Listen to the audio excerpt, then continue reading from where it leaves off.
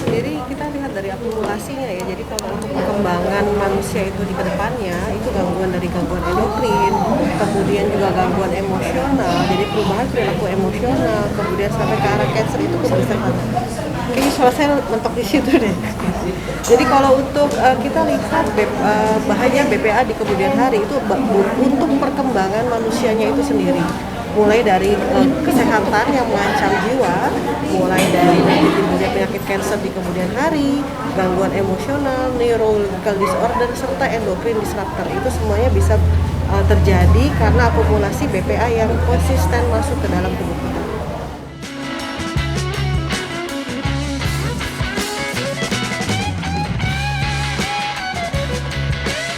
Karena beliau betul-betul diberikan nama oleh orang tuanya berbahasa merdeka.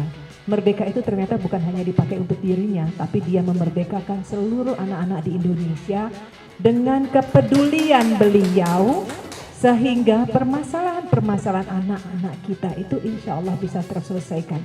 Di sini saya juga berapresiasi kepada sahabat saya, dua Lia nih, double L, Lia Cornelia, Lia Latifah. Tepuk tangan dong buat perempuan-perempuan hebat. Beliau juga luar biasa perannya untuk bicara mengenai ada keberadaan beliau untuk anak-anak. Tapi di sini yang kita bicara adalah BPA Free ini keberadaan pemerintah. Tupoksinya adalah pemerintah. Dan saya berterima kasih di awal sudah dilibatkan menjadi bagian dalam mensukseskan agar sosialisasi BPA Free atau bisphenol A ini betul-betul secepatnya disegerakan oleh pemerintah untuk dilabeli. Saya juga berterima kasih kepada sahabat-sahabat jurnalis kesehatan peduli lingkungan yang luar biasa garda terdepan terus gitu ya, berjuang untuk bisa memposisikan ini. Kemarin sempat pemerintah mengambil menjadi bagian dan mempersilahkan dan juga membuat forum untuk kita dan juga mengundang seluruh pakar-pakar yang paham dan tahu tentang BPA Free ini, semua bersuara sama bahwa pemerintah harus menyegerakan pelabelan Perka BPOM 31 2018. Nah, kemarin sempat terhenti karena ada isu di mana IG. Ibu tahu ya Bu ya? IG itu apa Bu? Etilol glikol. Di mana saya yakin sahabat-sahabat perempuan saya yang cantik-cantik semua di sini memiliki anak-anak yang masih kecil yang kadang-kadang karena udara, pancaroba dan lain-lain panas, kemudian takut untuk menggunakan yang mengkonsumsi yang namanya obat sirup gitu ya. Sebetulnya ini kan juga belum ada penelitian, jadi yang harus kita konsentrasikan untuk saat sekarang bagaimana BPA Free atau bisphenol A ini tentunya disegerakan oleh pemerintah khususnya BPOM. Saya mengapresiasi kepada BPOM yang luar biasa khususnya kepada Ibu Feni. Beliau sangat welcome, beliau sangat mendengarkan dan memfasilitasi menyegerakan dengan kepentingan-kepentingan untuk masyarakat. Saya sekali lagi mengucapkan terima kasih kepada sahabat-sahabat perempuan saya yang hadir di sini dengan keberadaan ibu-ibu semua, tentunya memotivasi para narasumber di depan ini untuk terus bergerak. Kalau masyarakat tidak menginginkan dan masyarakat tidak memperdulikan, percuma Pak Aris, Mbak Lia, Mbak Cornelia, dokter menginformasikan kepada kita untuk bagaimana kita bersama-sama meminta kepada pemerintah untuk lebih kepada peduli bicara mengenai kesehatan.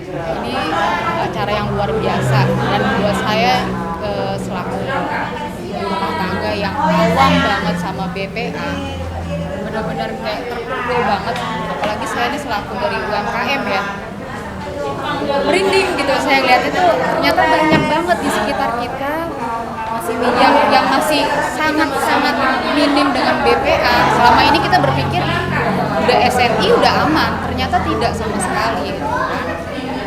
Jadi ya kita mendukung banget dengan dipercepat regulasi. Mintanya dibarengin memang iya sih, SNI dan BPA harus seperti itu. Demi bukan buat anak-anak aja, tapi buat kita semua generasi manusia yang ada. Harapan untuk pemerintah? Iya, dipercepat regulasinya dan dengan ada diseriusi lah gitu aja. Mendukung pemerintah lah, pokoknya kita mendukung pemerintah agar Kesehatan segera kok. mensahkan label pangan biar aman. Karena bukan buat anak aja, buat kita semua. Ya Ya, makanya lewat seperti acara-acara hari ini ya, diskusi-diskusi ya, itu bagian dari program edukasi kan. Jadi memang perjuangan kita itu adalah yang utama adalah kan pencegahan yang utama ya gitu, dalam bentuk apapun lah, kekerasan, baik juga perlindungan kesehatan pada anak. Jadi yang kita bisa lakukan adalah kita mengedukasi sebanyak-banyaknya untuk masyarakat, terutama para ibu-ibu ya, seperti hari ini, seperti itu.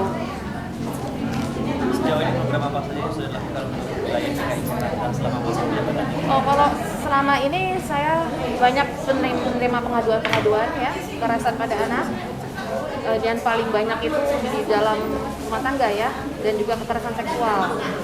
Lalu ya ada problem juga di sekolah ya, anak yang mengalami perkelahian di sekolah itu salah satunya. Lalu juga memberi bantuan-bantuan ya sosial kepada anak-anak yang kurang mampu, sambil juga mengedukasi mereka dan juga mengajak anak-anak yang kurang mampu untuk mengikuti kegiatan-kegiatan kami yang sifatnya berkreasi gitu.